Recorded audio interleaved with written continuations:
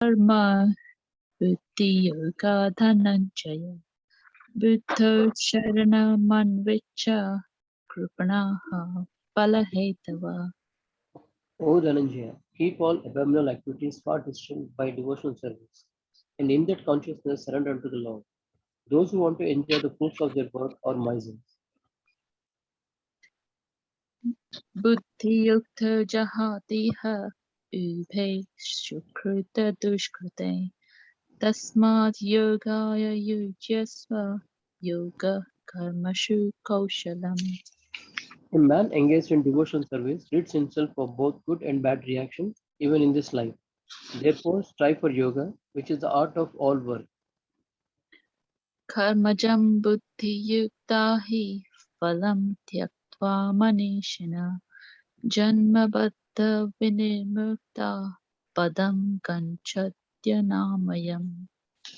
By thus engaging in devotional service to the Lord, great sages or devotees free themselves from the results of work in the material world. In this way, they become free from the cycle of birth and death and attain the state beyond all miseries by going back to Godhead. Yada te moha kalilam buddhi vyatitarishati tada gantasi nirvedam shrotavyasya shrutasya cha. When your intelligence has passed out of the dense forest of delusion, you shall become indifferent to all that has been had and all that is to be had. Shruti vipratipanna te yada stasyati nishchala samadha vachala buddhi stada yogam vapasyasi. When your mind is no longer disturbed by the flowery language of Vedas, and when it remains fixed in the trance of self realization, then you will have attained the divine consciousness. Sthit pragyasya ka bhasha samadhistasya keshava sthiti tihi kim prabhasheta kimasit vrajista kima. Arjuna said, O Krishna, what are the symptoms of one whose consciousness is thus merged in transcendence? How does he speak and what is his language? How does he sit and how does he walk? Prajahati yada kaman sarvat partha mano gatan atmanyevatmana drishta sthit pragyatsta dochate.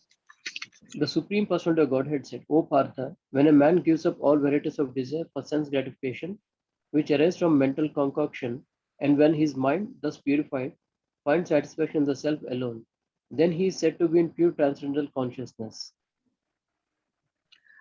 Dukeshvanudvignamanaha Sukeshu Vigata Spruha Vitraga Bhaya Krodha Tati Muniruchyate. One who is not disturbed in the mind, even amidst the threefold measures of elated, when there is happiness, and who is free from attachment, fear, and anger, is called a sage of steady mind. Yah Sarvatra Nabhi Sneha Tatra Papya Dushubha Shubham Nabhinandati Nadraisi Tasya Prajna Pratisthita. In the material world, one who is unaffected by whatever good or evil he may obtain, neither praising it nor despising it, is firmly fixed in perfect knowledge. Yada Samharte Chayam Kurmonga Nivasarvasha Indriyanindriya Pathe Vyastasya Prajna Pratisthita. One who is able to withdraw his senses from sense objects, as a tortoise draws its limbs within the shell, is firmly fixed in perfect consciousness. Vishya Vinivartante Niraharasya Dehina Rasvarjam Rasupyasya Param Drastva Nivartate. Though the embodied soul may be restricted from sense enjoyment, the taste for sense objects remains. But ceasing such engagements, by experiencing higher taste, he is fixed in consciousness. Yatato yapi konteya Purushasya Viprashita Indriyani Pramatini Haranti Prasabham Mana. The senses are so strong and impetuous, O Arjuna, that they forcibly carry away the mind, even of a man of discrimination who is endeavoring to control them. तानि सर्वाणि संयम्य युक्त आशितमत्पर वशे हि यस्येन्द्रियाणि तस्य प्रज्ञा प्रतिष्ठिता. One who restrains his senses, keeping them under full control, and fixes his consciousness upon me, is known as man of steady intelligence. ध्यायतो विषयान् पुंश सङ्गस्तेषुपजायते सङ्गसञ्जायते कामात् क्रोधोऽभिजायते. While contemplating the objects of senses, a person develops attachment for them, and from such attachment, lust develops, and from lust, anger arises. क्रोधात् भवति सम्मोहः सम्मोहः स्मृतिविभ्रमः स्मृतिभ्रंशात् बुद्धिनाशो बुद्धिनाशात् प्रणश्यति. From anger, complete delusion arises, and from delusion, bewilderment of memory. When memory is bewildered, intelligence is lost, and when intelligence is lost, one falls down again into the material pool. रागद्वेष विमुक्तेषु विषयानीन्द्रियैश्वरन् आत्मवश्ये विधेयात्मा प्रसादमधिगच्छति. But a person free from all attachment and aversion and able to control his senses through regulative principles of freedom can attain the complete mercy of the Lord. Prasade सर्वदुःखानां हानिरस्योपजायते प्रसन्नचेतसो ह्याशु बुद्धिपर्यवतिष्यते. For one thus satisfied in Krishna consciousness, the threefold mysteries of material existence exist no longer. In such satisfied consciousness, one's intelligence is soon well established. नास्ति बुद्धिरयुक्तस्य न चायुक्तस्य भावना न चाभावयतः शान्तिरशान्तस्य कुतः सुखम्. One who is not connected with Supreme in Krishna consciousness can have neither transcendental intelligence nor a steady mind, without which there is no possibility of peace. And how can there be any happiness without peace?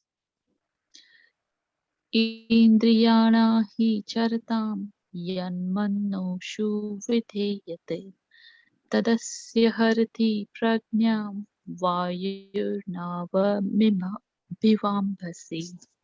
As a strong wind sweeps away a boat on the water, even one of the roaming senses on which the mind focuses can carry away a man's intelligence. तस्माद् यस्य महाबाहो निगृहीतानि सर्वशः इन्द्रियाणीन्द्रियापाते व्यस्तस्य प्रज्ञा प्रतिष्ठिता. Therefore, O mighty arm, one whose senses are restrained from their objects is certainly of steady intelligence.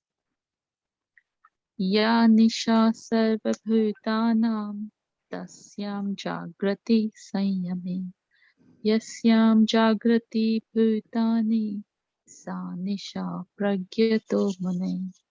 What is night for all beings is a time of awakening for self control. And the time of awakening for all beings is a night for the introspective sage. आपूर्यमाणमचलप्रतिष्ठं समुद्रमाप प्रविशन्ति यद्वत् तद्वत् कामायं प्रविशन्ति सर्वे शशान्तिमाप्नोति न कामकामी. A person who is not disturbed by the incessant flow of desires that enter like rivers into the ocean, which is ever being filled, but is always still, can alone achieve peace, and not the man who strives to satisfy such desires. विहाय कामाद्यं सर्वात् पूर्माशरति निःस्पृहः निर्ममो निरङ्कार शान्तिमागच्छति. A person who has given up all desires for sense gratification, who lives free from desires, who has given up all sense of proprietorship and is devoid of false ego, he alone can attain real peace. एषा ब्राह्मी स्थितिः पार्थं नैनां प्राप्य विमुच्यति स्थित्वा स्यमन्तकालेऽपि ब्रह्मनिर्वाणमुच्यते. That is the way of the spiritual and godly life, after attaining which a man is not bewildered. If one is thus situated, even at the hour of death, one can enter into the kingdom of God. Om Tat Sat iti Srimad Bhagavad Gita Supanishaddu Brahma Vidyayam Yoga Shastre Sri Krishna Arjuna Samvade Sankhya Yoga. Hare Krishna, wonderful, so nice. Thank you so much, Leena Mataji. Very nicely pronounced in Sanskrit. Wonderful. And Brother Prabhu, very, very nicely recited very confidently in English. Thank you so much. Hare Krishna. Hare Krishna. So let me just first of all stop sharing this. Stop share here. No. Okay. So Maharaj is supposed to join at 8 o'clock, so we'll just give him a couple of minutes.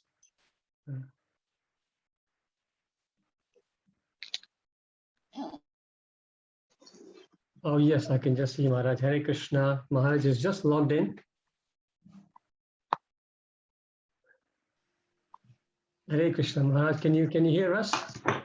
Haribol Mukunda Hari Prabhu. Hare Krishna Maharaj. So nice to see you. Wonderful.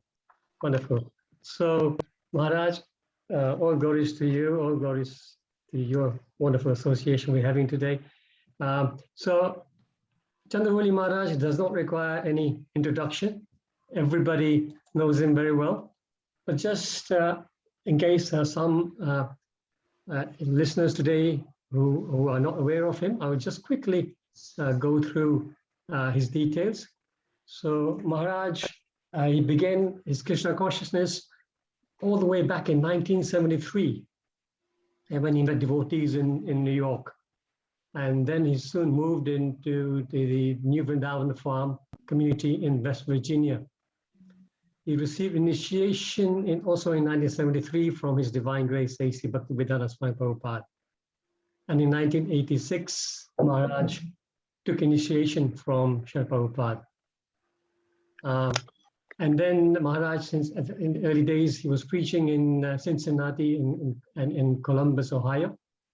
Maharaj then in the 90s, he became involved in the ISKCON prison ministries. And he was preaching in prisons all over America, visiting inmates, writing to them, sending Prabhupada books to them.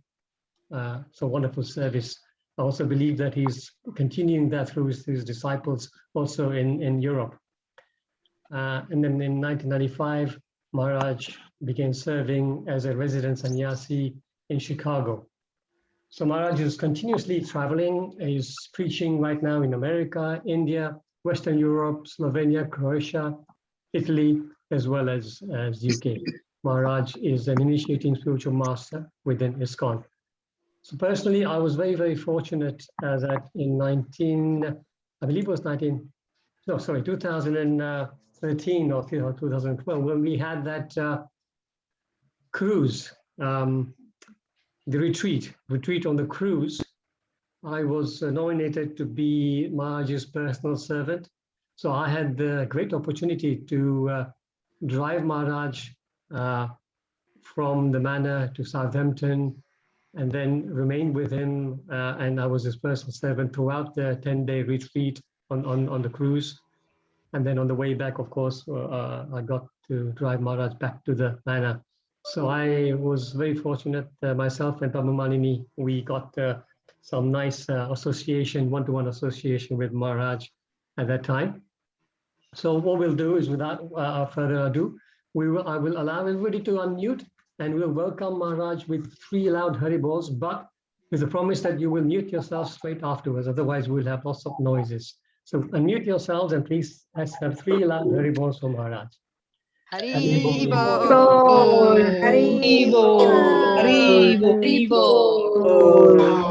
Welcome, Maharaj. Humble obeisances, Maharaj. His Holiness Candramauli Maharaj ki jai. Jai. So Maharaj, over to you. Okay, I was, correct me if I'm wrong, I was instructed to speak on verse number 51 from chapter 2. That's correct, Maharaj.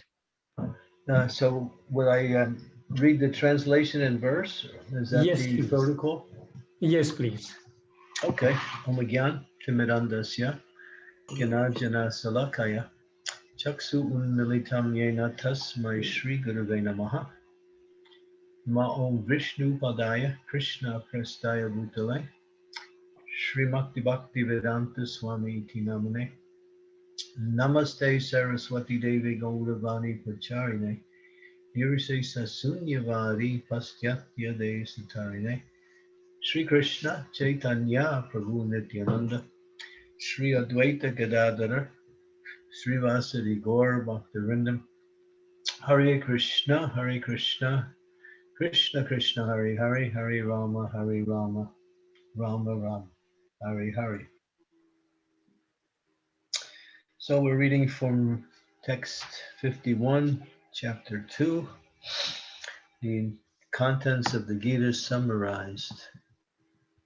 Okay. Karma Jambudi Yukta Hi Phalam Takva Manishinaha Janma Bandha Vinir Mukta Paragatyat Ananmayam. Translation. Need to go down the page. Okay. By thus engaging in devotional service of the Lord, great sages or devotees free themselves from the results of work in the material world. In this way, they become free from the cycle of birth and death and attain the state beyond all miseries by going back to Godhead.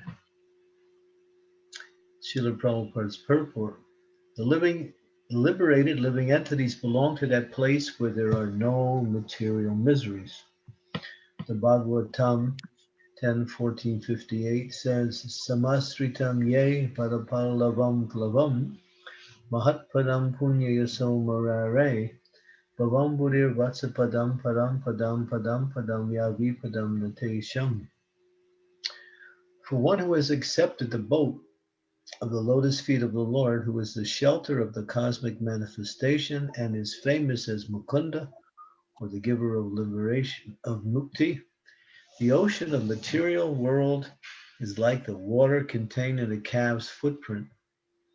Parampadam, or the place where there are no material miseries, or Vaikuntha, is his goal, not the place where there is danger in every step of life. Out of ignorance, one does not know that this material world is a miserable place, where there are dangers at every step. Out of ignorance only, less intelligent persons try to adjust to the situation by fruitive activities, thinking that the resultant actions will make them happy. They do not know that no kind of material body anywhere within the universe can give life without miseries. The miseries of life, namely birth, death, old age, and disease, are present everywhere within the material world. The one who understands his real constitutional position as the eternal servitor of the Lord, and thus knows the position of the personality of Godhead, engages himself in the transcendental loving service of the Lord. Consequently, he becomes qualified to enter into the Vaikuntha planets, where there is neither material, miserable life, nor the influence of time and death. To know one's constitutional position means to know also the sublime position of the Lord. One who wrongly thinks that the living entity's position and the Lord's position are on the same level is to be understood to be in darkness, therefore unable to engage himself in devotional service of the Lord. He becomes a Lord himself and thus paves the way for the repetition of birth and death. One who understanding that his position is to serve, transfers himself to the service of the Lord, at once becomes eligible for Vaikuntha Loka. Service for the cause of the Lord is called Karma Yoga or Buddha Yoga, or in plain words, devotional service of the Lord. Srila Prabhupada Ki Jai. So this verses and purport is right to the point. First of all, we have to understand that we are something different than this material body. And that constitutional position of identity is described many places throughout the scriptures. Amai vamso jiva loke jiva bhuta sanatana masastana andriyani prakriti stani prakarsati. The living entities are of the same nature of God. God is holy and totally spiritual, and we are also holy and totally spiritual, but in a minute proportion. Therefore, we have the same quality as God, but we don't have the same quantity. As a drop of water to an ocean is also has the same qualities of the ocean, but has a different dimension. So, in the same way, the living entities are intimately and eternally connected to the Supreme Lord. And here that connection is described. Before we delve into that part of the discussion, we have to understand that we are in an unnatural situation. It's unnatural to take birth. It's unnatural to get old, to experience disease, and ultimately to die. These things pertain to solely the physical body by which we inhabit. And it is clear, and Krishna makes that clear throughout the Bhagavad Gita. This is one of the main points in Gita, is that we are different than the body. Different completely, although we are so intimately connected with the body and to the activities that we perform in this material world, they are superfluous, or what we say, uh, not at all connected to our actual identity. Our actual identity is pure spiritual.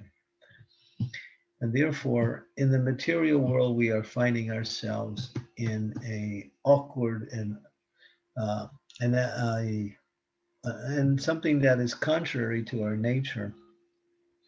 So this particular verse teaches us that there is one way to somehow or other reunite ourselves with Krishna, and that is called devotional service. As Prabhupada winds up the purport after explaining.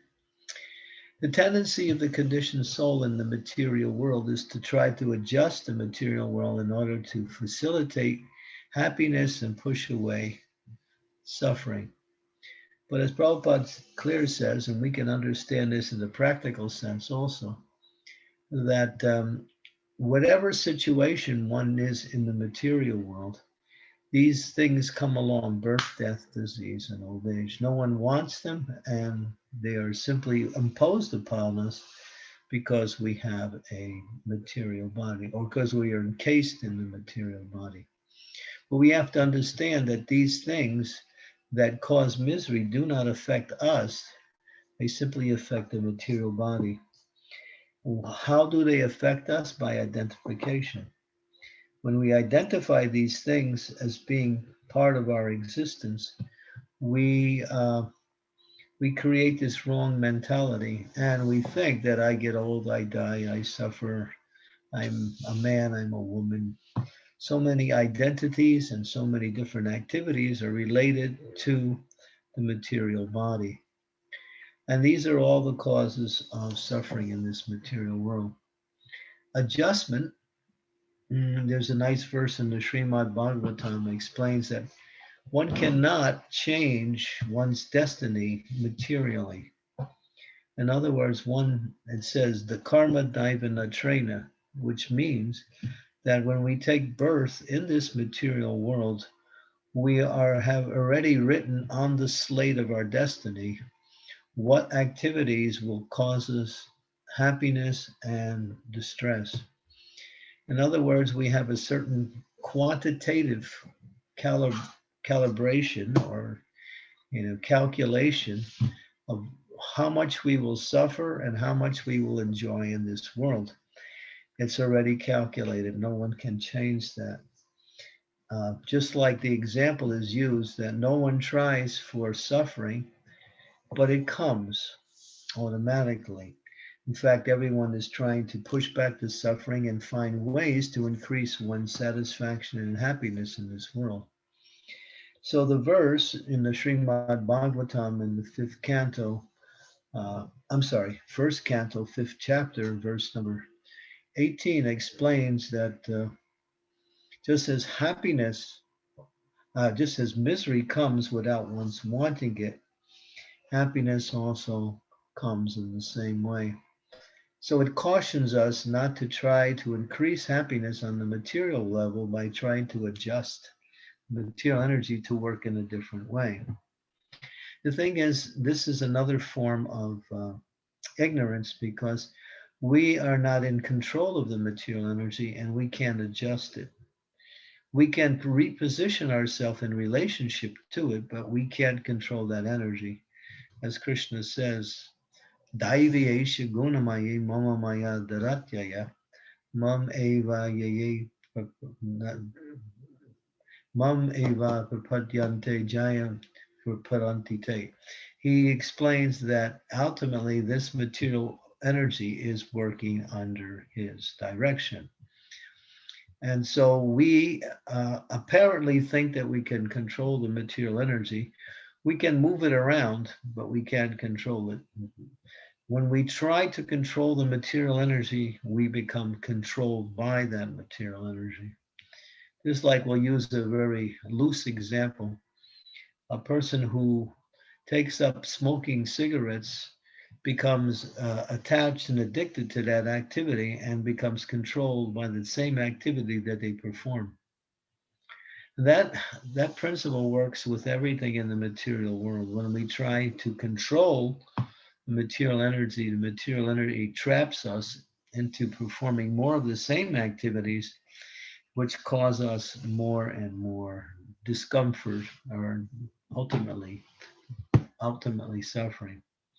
So this verse really gets right to the point and says that there is a way out of this, and that's to regain our pure consciousness, which is called Krishna consciousness. And now that is by executing devotional service to the Lord. Devotional service to the Lord is not within the material energy. Although we may perform activities that look similar to the persons who are connected to the material energy, we eat, they eat, we sing, they sing, we cook, they cook, we drive, they drive, we clean, they clean. In other words, the activities also are similar, but the motivation and the consciousness is different. The motivation for our activities is to purify our heart and become free from material attachments and to ultimately please the Supreme Personality of Godhead by our activities. That is actually the goal of devotional service. So when one engages in activities meant to please the Supreme Personality of Godhead, one is performing activities on the spiritual platform. They are not on the material platform. And the results are offered to Krishna as an expression of our devotion. The results are not within our power to create, but we try to serve in such a way as to please the Lord and purify our consciousness. Purifying our consciousness means the more we stay in devotional service, the more we develop the consciousness of Krishna. And that is the process. As Prabhupada would say, devotional service is simply practice. We have to practice to use our time, energy, intelligence, possessions, whatever we have as paraphernalia by which we use in the service of the Lord. Devotional service is on the liberated platform. Sometimes devotees ask, well, can I attain liberation? Well, Prabhupada would say that because you're engaged in devotional service and because devotional service is not part of this material world, you are already on the platform of liberation. Of course, liberation is one step down from our goal. Our goal is not liberation. Our goal is to develop a love for the Supreme Personality of Godhead by performing activities for his pleasure. And then, as Prabhupada says, then we create this consciousness which elevates us above the material energy. Although we might be working with apparently material paraphernalia and appear to be interacting in the same environment that we are always accustomed to, we are not in the material world. Just like, for instance, our temples, they're buildings like any other building. They're made of the same materials. Well, what's the difference? Krishna is there. What's the difference? The activities are different. The activities are inside the temple are meant for devotion to the Lord. And therefore, although everything seems to be apparently similar between material and spiritual activities, the consciousness is different and the energy is completely different. That energy is the presence of the Supreme Lord in the temples. So this is this mood, when it's applied continuously, because you see, if you want to be expert at anything, you practice. You want to be expert at, maybe playing a particular instrument, you take some guidance and you practice. And after some time, you start developing the skills required. So in the same way, devotional service really means to practice the activities that detach us from the results of activities. The results of activities are what the non-devotees look for as success or failure. They judge happiness and distress, success or failure based on what happens when they perform their devotional service. But that is contrary and completely opposite of the mood of devotional service. We perform our activities in order to please Krishna. And with the mood, the desire to please Krishna is actually pleasing to Krishna. And the activities are our expression of our attempt to please Krishna. But Krishna is pleased if we're simply trying to please him. And that is, and the results, as Krishna says, one cannot bring about the results. The results are offered to Krishna as devotional service. That's the difference between materialistic activities. Materialistic people are so much in anxiety about what will happen, will they enjoy, will they be happy, and they're always making plans and adjusting. Devotees adjust only to see how they can increase the quality of their devotional service. And that connects us with Krishna in devotion, because Krishna is only connected by devotional service. He says, Bhaktyamam avajananti yavan yaschat pitattvataha. Only by devotional service can I be known as I am, standing before you, and thus be seen directly. Only in this way can you enter into the mysteries of my understanding. So Krishna is available for each and every living entity who follows the path back to Krishna. That is the process of devotional service. So this verse emphasizes it's the foundation for the knowledge that will come later as Krishna expands this knowledge into how devotional service works in different areas. There are different moods. But the essence is that material life, the attachments to the results, and the activities performed only bring, at best, some temporary relief from the suffering and material energy. They cannot give happiness, and they cannot satisfy the soul. Soul can only be satisfied with activities of devotion, because those activities connect us with Krishna, and there's where the satisfaction comes. Sometimes Devotees will ask, how do we know if Krishna is pleased by the activities we perform? This was a question that often came to Srila Prabhupada.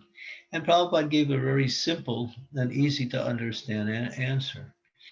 He says, because we are eternally connected to Krishna, therefore, when Krishna is pleased by the activities of devotional service, we also feel that satisfaction, that pleasure. Yeah, when you connect two things together, then it becomes one. So that oneness is the experience that the living entity has in relationship to Krishna. And Prabhupada makes the point here, to know one's constitutional position means to know also the sublime position of the Lord. That's interesting. To know one's own constitutional position means to know. So we have to know who we are. We are not this body, and the activities that we perform in the material level are contrary to our happiness and progress in life. Therefore, only devotional service. Devotional service starts when we take shelter of Krishna in the form of his representative, the bona fide spiritual master.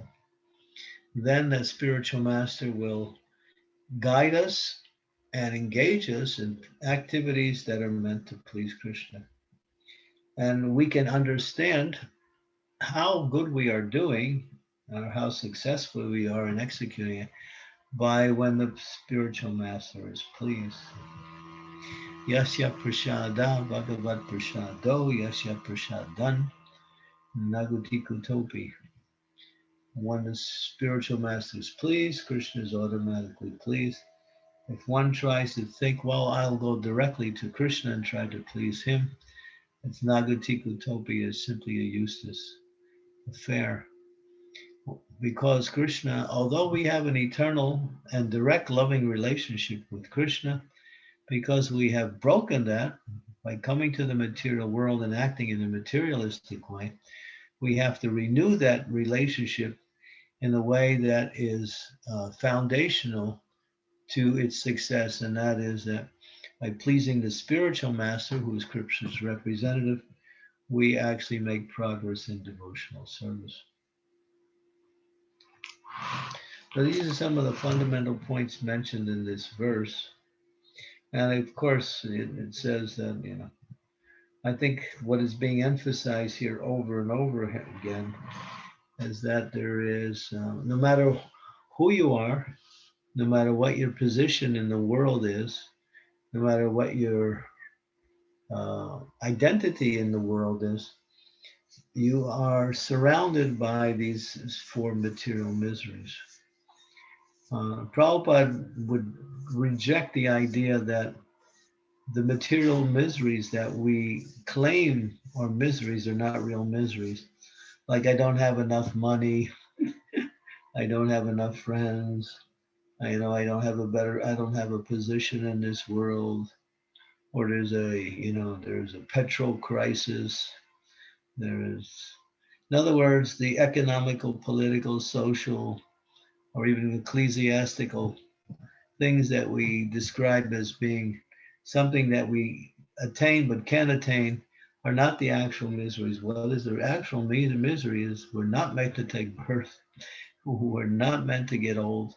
We're not meant to get sick and find ourselves in that awkward position, and we're not meant to die. Death is simply superfluous to the soul because death simply relates to the material body, which we are not. So this is an interesting point because we don't die. The soul is eternal, as Krishna says, Nahanyate hanyamani sarire, ajo nityam shashvato yam purano, Nahanyate hanyamane sarire. For the soul, there's neither birth to death, nor having once been does he ever cease to be. He's eternal, undying, primeval, immortal. He's not slain when the body is slain. So Krishna spends a lot of time in the second chapter, in the very beginning part of the second chapter, at least more than 20 verses, trying to emphasize the fundamental point, which is the basis of spiritual knowledge, that we are something different than this material body, and what happens to the material body does not happen to us. He makes that point at the beginning of the discussion with Arjuna, and then from there, he describes various types of activities related to devotional life. So, the second chapter is, as it says here, contents of the Gita summarized. This is the essential basic principles that are foundational for understanding higher knowledge. Higher knowledge is ultimately what is our relationship with Krishna on the spiritual platform, aside from devotional service. It's our identity within the spiritual realm. But that comes later in Srimad Bhagavatam. And even in Bhagavad Gita, in the later chapters, Krishna is more or less describing what is transcendental knowledge, what is this material world and how it works, what are the benefits of performing devotional service, how to perform devotional service, how he protects the living entities from the dangers of this material world. These are all fundamental but very important principles of devotional service. So, if we study this material, we have a working knowledge of how to engage in devotional service. Ignorance is the cause of suffering. Knowledge is the cause of freedom. The word ignorance has the word at the beginning, ignore. So ignoring what? Ignoring our relationship with God or ignoring God himself. That is called ignorance. Knowledge is what is the reality of relationships where we find success and ultimately happiness. And so this is the essential principles of this verse. It is pretty much we covered basically all the points that need to be covered. We can expand on each one of these points to help us go deeper into the essential principle.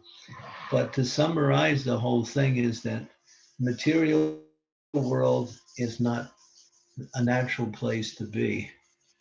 It's a form of a jail. It's a punishment. And therefore, one can actually understand that no one can be happy in a restrictive and punishing type of environment. Freedom and happiness are our constitutional nature and our position. And that only can be found when we get out of the material world or when we get our consciousness out of the material world. And that is simply on the spiritual platform, on the eternal platform. Okay, so these are some simple principles in this, but if there's some discussion on any of these points, please begin. Hare Krishna. Thank you so much, Maharaj. It was wonderful. Devotees, if anybody has any questions, you have a choice either to put it on the chat box or just unmute yourself and just speak out. Please do that, Maharaj. In the meantime, whilst we're waiting for questions, I just tell you what things that I picked up from this class, which is very, very interesting. Basic, but very nice reminders. Devotional service, Maharaj mentioned, is practice. It's a lifelong practice. And Maharaj mentioned the longer we remain practicing Krishna consciousness, the stronger we become in Krishna consciousness. There's no substitution to practice. And the interesting thing Maharaj mentioned was that the desire, just our simple desire to please Krishna is enough. Krishna is just happy with the desire to please him. Our ultimate action is there, of course, but more relevant is our desire to please him. He's happy when we just want to please him. And the important question of how do we know if Krishna is pleased? Then when Krishna is pleased, we will automatically become pleased because we are eternally connected with Krishna. These are some very, very nice points that Maharaj made. Anybody any questions?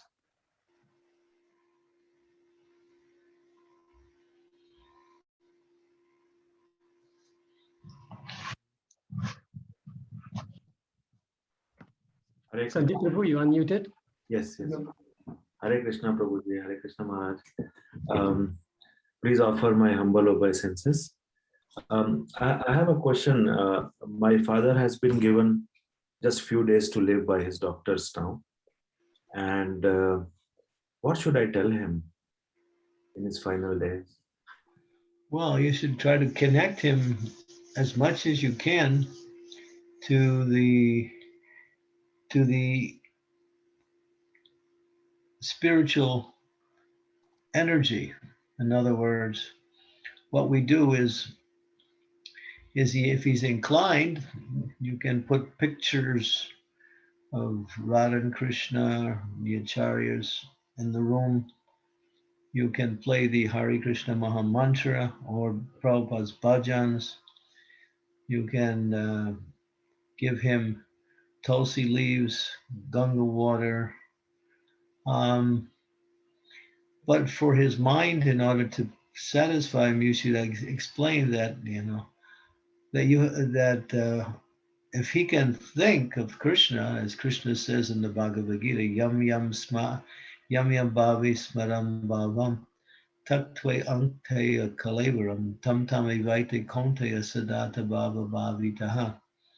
One who thinks of me at the time of death will actually attain to my nature.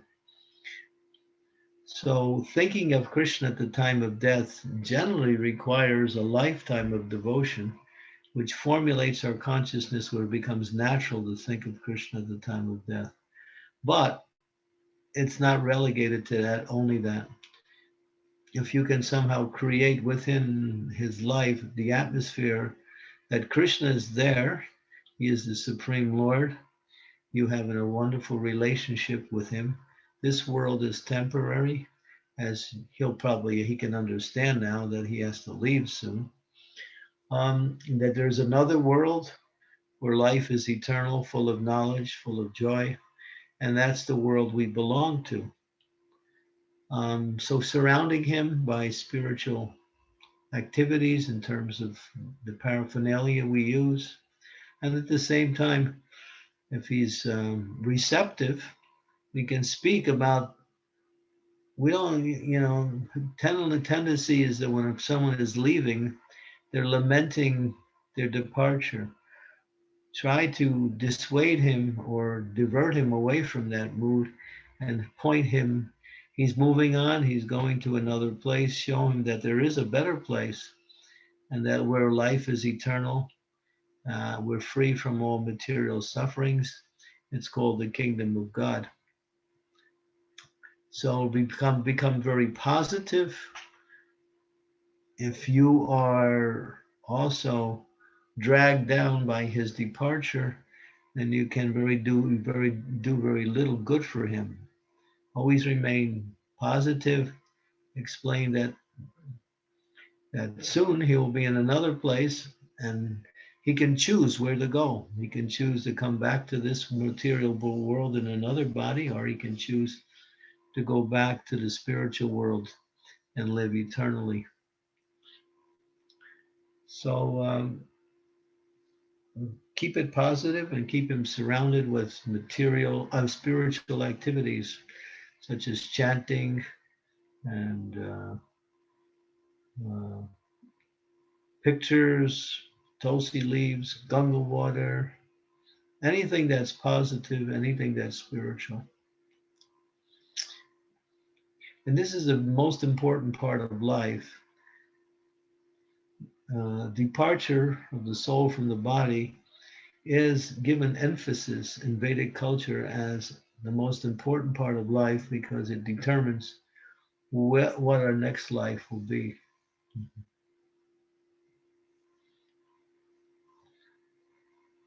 Hare Krishna Prabhuji. Thank you so much. Dandavat Pranam Prabhuji. I got a question. Remembering Krishna, somebody who is not 100% Krishna conscious, but has worshipped Krishna, carries the photos of Krishna, but not chanting or not chanted in his lifetime, but still remembers Krishna at the end of his life, is that something that overrides his karma and desires that he has had in his life? That's special mercy, but that's the goal ultimately. One can accelerate their devotion in the very last part of life if they focus completely on the Lord. There are examples of that where a person hasn't come up to the standard, but still, at the time of death, if everything was in place and somehow or other they're able to remember Krishna, and Krishna, when he says, if you remember me at the time of death, you also come back to me. Yes. Reason I'm asking is I remember a person very dear to me that towards the end of his life, he called me and told me that I'm going away. And he pointed up with his fingers. And he said, can you, it's a Krishna photo with this Radhaji was in front of him. He kept looking at this photograph and he told me to play Bhagavad Gita, which was at that time was in audio format. So I put it on and he was looking at Krishna and Radhaji's, Radharani's photograph. And that's how he passed away. So that's success. yeah. You can't get that you can't get any better than that. Seeing the beautiful form of the Lord and hearing the transcendental sound vibration is complete. Hare Krishna. Pranam to you, Prabhuji. Hare Krishna.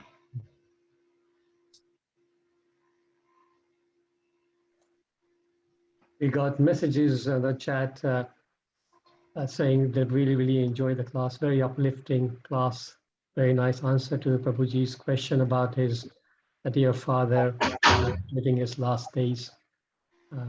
Any other questions, anybody, any points to raise? Hare Krishna, Maharaj. Yes. Hare Krishna. Yes, Dandavat Pranam, Maharaj. All glories to Srila Prabhupada. Thank you so much for a wonderful class. And my Dandavat Pranam to all the devotees. Maharaj, I have a question that what is the best way to remain always enthusiastic in Krishna consciousness? Because Srila Prabhupada said that chant and be happy, and that means he wanted us all to be very enthusiastic always in Krishna consciousness. So, Maharaj, can you guide how to keep that enthusiasm going always? Yeah, by association with devotees. And chanting the Hare Krishna Maha Mantra, performing the activities of devotion in the association of devotees. You'll see any activity becomes wonderful when we do it together. When more than one person together are working in the same way, the activity becomes more and more wonderful. So, especially in devotional service. So seek out the association of devotees, and when you're not directly in the association of devotees, you can find that association by hearing the lectures given by Srila Prabhupada, by reading his books, by chanting the Hare Krishna Maha Mantra. And if you have deities at home, you can also worship the Lord in his deity form. All these things can be done in association, or if the association is not available for whatever reason, you will associate with the Lord and with the spiritual energy when you perform the activity. If we keep our mind focused on what we're doing, that's the important thing.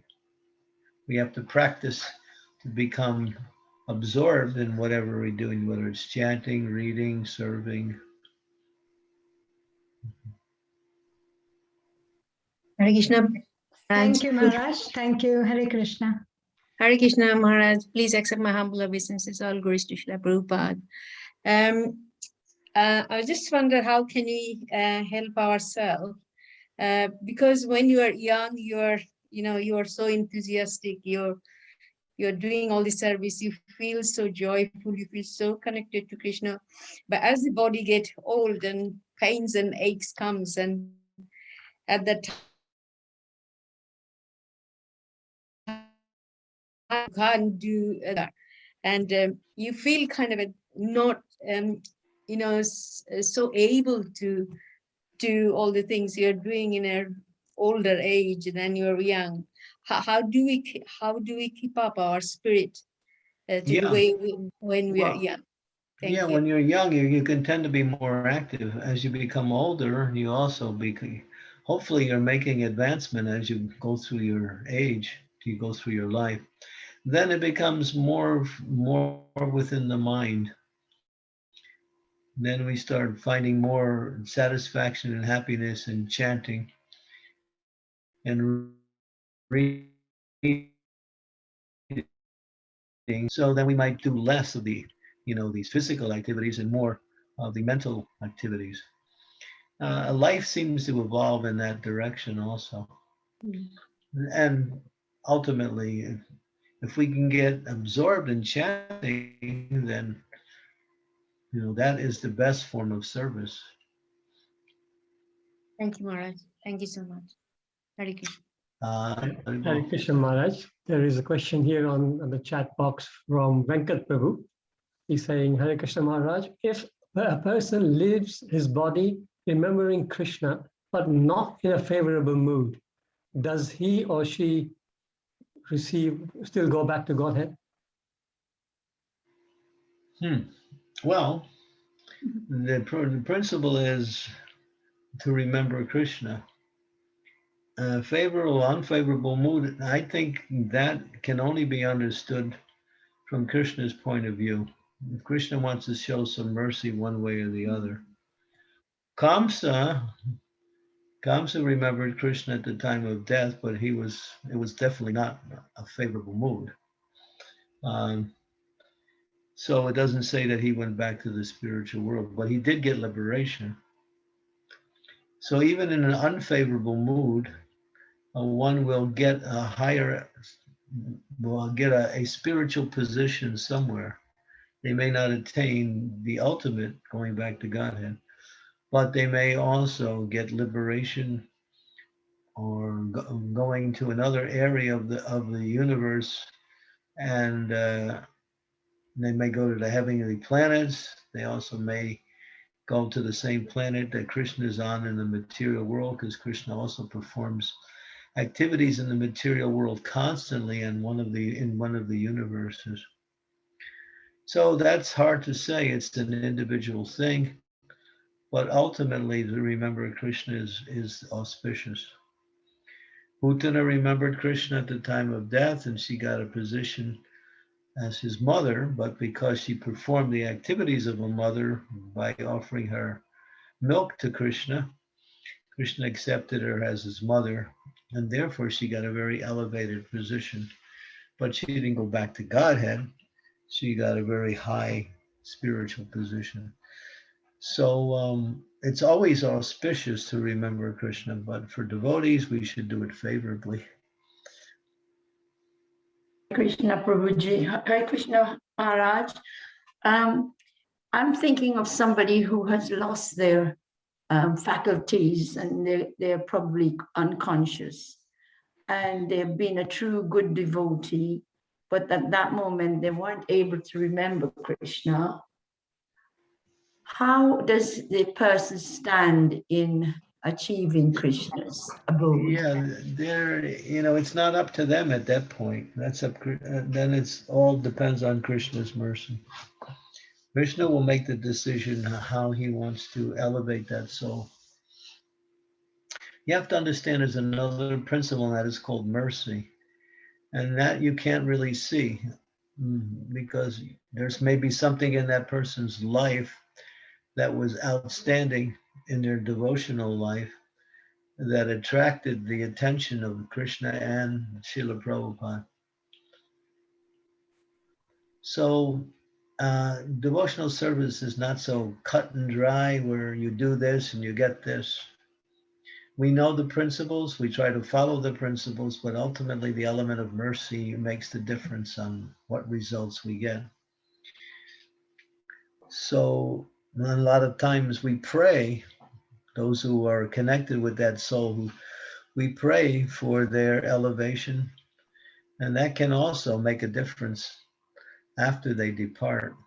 We also perform rituals after they depart in order to push that soul further along the path of devotional service.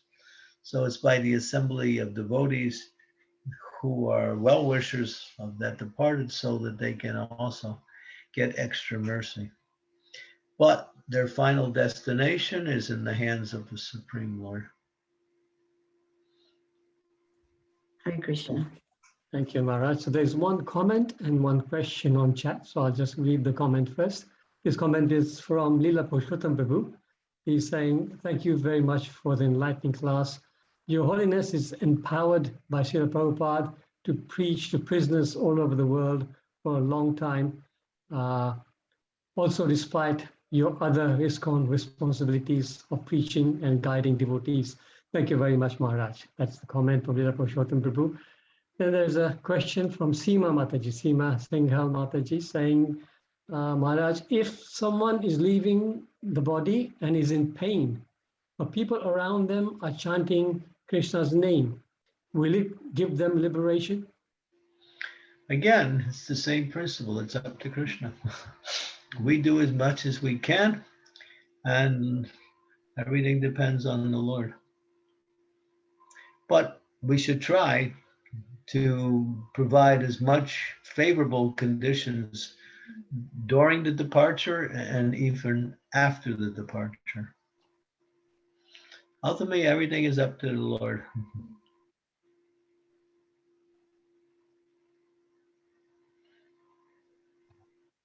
He sees the whole picture. We don't see the whole picture. Yes, very nice. Thank you. Just one last question, because it's coming up to 10 to 9. Maharaj also needs to obviously take rest. Last question I'll take, and this question is from, okay, I can't see the name of the person. It says,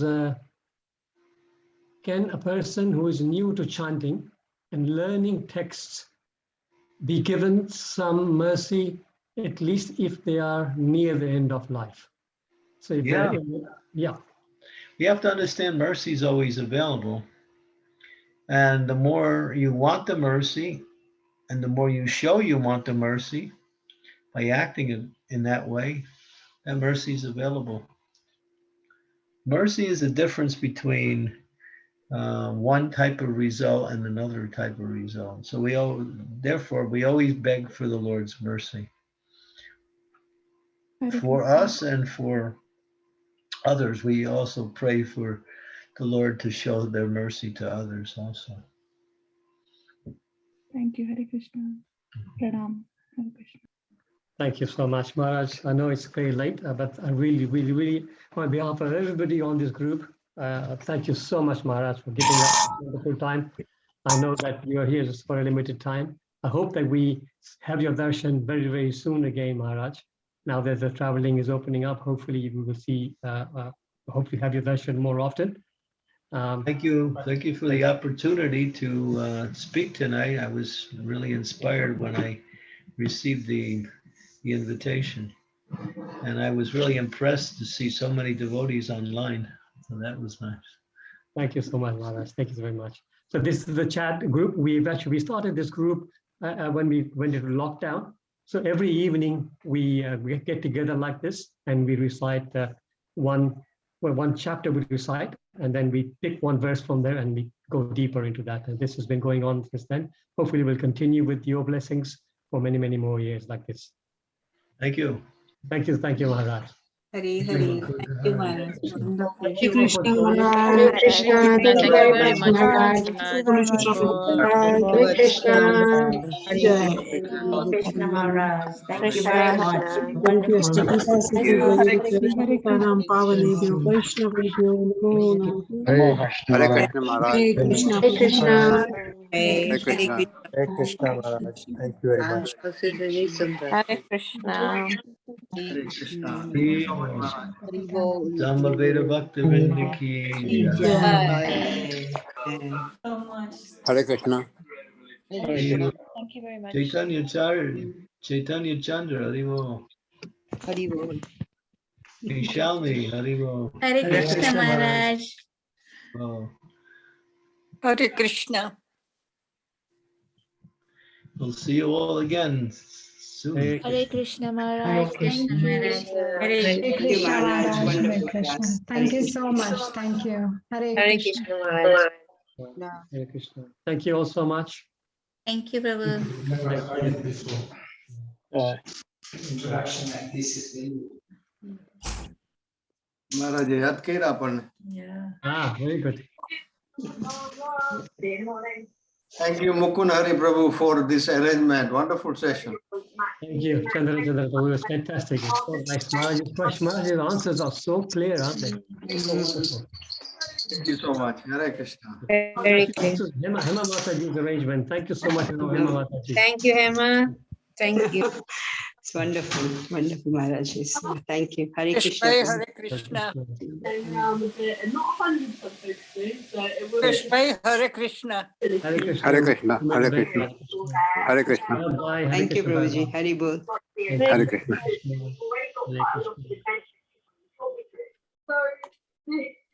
Krishna.